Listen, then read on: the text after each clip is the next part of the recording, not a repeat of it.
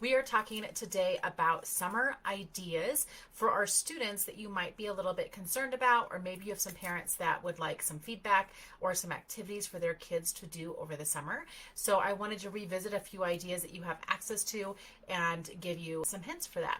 So if you don't know who I am, I'm Shannon Keebler. I'm the moderator of the Math Expressions User Facebook group, and I teach teachers just like you how to use math expressions, implement best practices in their classrooms. So when we talk about summer activities, anything that we send home for students, no matter what it is, we want to consider if whether or not students will receive feedback and if their feedback is timely enough to support learning. So we know the feedback loop is extremely important in what we retain and what we practice and rehearse and what we then gain and learn. And what happens is sometimes we send things home like these crazy summer packets that I used to have for my students. My kids used to come home with them all the time as well. And I don't know about you, but mine oftentimes just sat on the counter. Sometimes I'd bring them out when I was having a really good mom day. And then most of the time, we were just busy and we were doing other things, right? So it doesn't mean that I didn't feel that that was important. It's just I don't know that I loved the idea of students doing workbook pages during the summer. But mainly now I see that as the issue is that students don't get immediate feedback. And if a student is struggling and you need them to do practice or to do some catch-up learning over the summer, then they need to be invested in some sort of an activity or practice in which they can receive immediate feedback. We don't want students practicing an entire page of mathematics in which they're not going to get any support or they're not going to get any feedback, and now they've practiced incorrectly for an entire page, like math facts. So it's a really big, important part of Dr. Karen Fusen, the author of Math Expressions work, that students are given immediate feedback for things.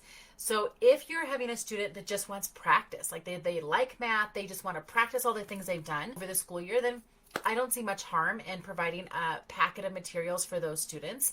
You can absolutely just run off the homework and remembering pages from your Math Expressions student book. That is a really great thing to revisit. There's the beginning of the year assessment. There's the end of the year assessment. Both of those are very long. You can always send something like that home because it's a review of the whole school year. I really like the remembering side of the pages for homework because it's a spiral review. It's mixing up all the different concepts we've learned. It's a great way to refresh and renew those concepts. But if a student is struggling, then make sure that there is a support system at home and that mom or dad know how important it is that students just don't work through a packet without getting feedback as they go through those individual pages. So if mom or dad or a caregiver of some sort is actively working with that student through those concepts, maybe we've hired a tutor, maybe we're going to a math support group, whatever that looks like, then I don't see any harm in it. Please provide whatever it is that you're being asked to. If it is that we aren't going to get that type of feedback and we don't know that there will be any sort of support, then I'm going to suggest that you might consider something like digital assets. Now, I don't always go to let's do a math game or do a math program on our computer because I think too much of our lives are already there. But one of the benefits of computer programs is that they usually have instant feedback. So a student can put in an answer, they're going to get something that pops up on the screen that tells them that they did it right, maybe they did it incorrectly. It's going to provide some corrective feedback, maybe even a tutorial.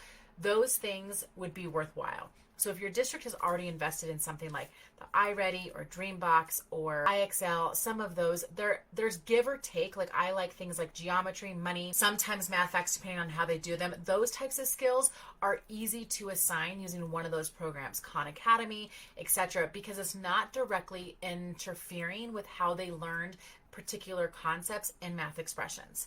But you want to be careful and vet some of those programs ahead of time and some of the standard strands that you're assigning, because some of them are going to teach only the shortcut methods for algorithms, and that may not be the method that is best for that particular student or one of the accessible methods that was taught during the school year, which will then just cause some confusion. Not for all kids, but for some. So be careful about some of those digital assets.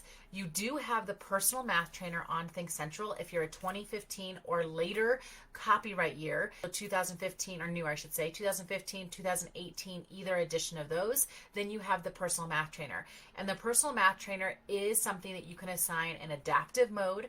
It's something you can assign in intervention mode, and it's something that's aligned already with math expression. So it's something you can go in and just do a bunch of assignments for a student who's needing or asking for additional work, and it will give them everything that I've already suggested is important: alignments, math expressions, and instant feedback. Now, Personal Math Trainer is not fun, it's not game-like, it's not video game-ish, so it's sometimes difficult to hold a student's attention, but at least it is aligned, and then maybe you can put in another motivating factor so that students are keeping with it for the entire summer.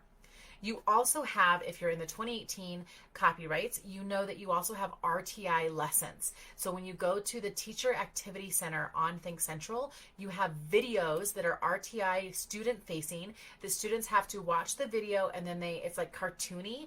And as they progress through a particular concept, they have to push next, they have to answer questions, and they can't keep moving in that RTI sequence unless they've answered things correctly. So it also provides them feedback, and you can go back and assign those types of activities. There is RTI lesson, I think, for every big idea.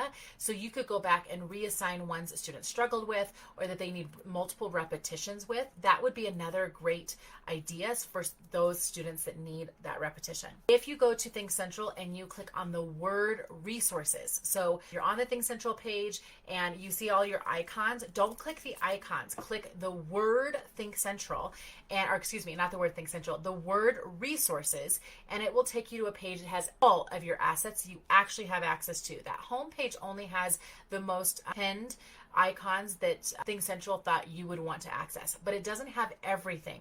So one of the things it doesn't have is you have access to a fact fluency strategy book that has printable games and activities for all addition, subtraction, multiplication, and division. It starts with like a mini lesson, it has some practice things, it has a game, and then it has assessments that you can use with that. So if it's a math fact thing, and whether you're running summer school, that's a really great resource to use, or you have a parent or a support system that's going to help students through that and they want to work on their math facts, that fact fluency book would be a nice thing to copy. It's a PDF that can be printed or emailed to parents if they're wanting to do some of that work. It's a really nice alternative to just doing something like flashcards that don't often get that conceptual piece. There's not really a great assessment piece with that. So if I say I want kids to work on their math facts, I need to provide some resources so that parents understand what it means and looks like to provide math fact practice. Okay, it's not just drilling. Drilling is a component of that, but we know there's some steps that come before those pieces. So of course you can assign that in other programs, things like IXL and whatnot, but Reflex Math is a really popular one. I actually prefer that one over IXL. It does cost some fees, but if parents are willing to pay for it, then you might suggest Reflex Math for specifically those math facts. Otherwise, you have that fact fluency book in ThinkCentral on their resources page. So if you go to my website, empowerlearngrow.com, and you go to the top toolbar, it'll say resources, click teacher resources, and you scroll about halfway down the page and you'll find games. And I do have a game packet for every grade level that you can click, and it has a bunch of games. It's from the commoncore.org, I think, website, somewhere around there. They're just relinked on my website, so it's free for everyone. You can go grab them. Those are nice games that you can pull out, maybe make the ones that you think are really extra good, and you can send those home as well. Again, we just want students, and to reiterate with parents, we want them to practice, but we want them to have feedback so they're not practicing incorrectly. But those games you can also find there on my website. So remember that if they're not going to provide feedback with games, activities, packets, don't send them. Choose the digital route instead, just so that kids are learning and they're not practicing incorrectly. The other thing you might choose to do is a choice board. So during the pandemic, we talked a lot about choice boards. It was something that a lot of us were doing as our students were home. So I do have an entire Google folder of choice boards we collected over that quarantine time, that if you're interested in that, just comment below choice boards and I'm happy to get those sent to you, get the link down. They're collected from all over the internet, lots of teacher groups and whatnot. They're not all aligned to math expressions, but they're all aligned to your grade level standards. You can choose by grade which choice board you want, and oftentimes those are a nice way to have students practicing or playing various games, and then they can earn prizes if they return the choice board completed at the end of the year. So that's another nice feature that you can choose, and you can go through them and decide which ones are good for you. So I think that that's on we did remembering pages, going over my list here. We talked about games, we talked about RTI lessons, we talked about personal math trainer, digital feedback, choice boards. I believe that that's all that I would highly recommend, or that I'd give any sort of a recommendation to. We just want to make sure that we're not wasting our time and and money and resources by printing off things that no one's going to do. And we also want to make sure that if they're going to do them, that it's actually helping and it's not hurting those individuals. If you're doing additional work with summer school and you're wondering what to do with summer school, if you're in the Math Genius Squad, you know I've already aligned this for you. So you can go and see what intervention lessons align with those readiness standards. If you're using something like Delta Math, it's free. It's aligned to math expressions, but in terms of methods and models and manipulatives, it's all the same. It's also a heavily scripted intervention program. So whether you're having students who are at second grade going into third and you start to assign them those third grade readiness standards, remember a readiness standard is for the year before. So a third grader going into third grade would actually be working on second grade readiness standards, because those are the standards that we're saying they have to be mastered on to be ready for third grade. And there's an entire scripted lesson plan intervention program on their website. If you're in the squad, I've already done some alignment there for you. So I've linked everything for you in your RTI section. And then I've also said if you don't want to use something like Delta Math, then you could just use math expressions lessons, and we've detailed all those for you. So you can find everything that you need. Thanks to Robin Decker, who has shared a lot of her work on that specifically with us. So summer school, you want to focus on your priority standards and you want to focus on those readiness standards if you haven't already seen them. It's a nice way to consolidate. If you're working in some of the upper grades, you can always do something like a fraction boot camp, and Delta has a lot of materials to support on that. But I like things that are systematic and structured so that we actually see growth. When we just kind of randomly pull things, it's not streamlined and it's not systematic. I just don't think that we see the amount of growth that we could see if we were really intentional with those plans. So if you need more information on that, please just let me know. I'm happy to send it over to you. But that is the one that I recommend. Again, Delta Math is free. You want to search though Delta Math OASID, not just Delta Math. That just brings up a sixth grade program that's not related. I do like it because of its alignment to expressions. So we're not treating those really vulnerable students with something that's completely different and is not connected to what they're hearing and seeing in the regular ed classroom. So that would be my next recommendation in terms of summer plans if you're going to do summer school. So let me know what resonated with you tonight. If there's an idea you're going to try, I'd love to know it. Happy Math Crush Monday, and we'll see you next time. Bye for now.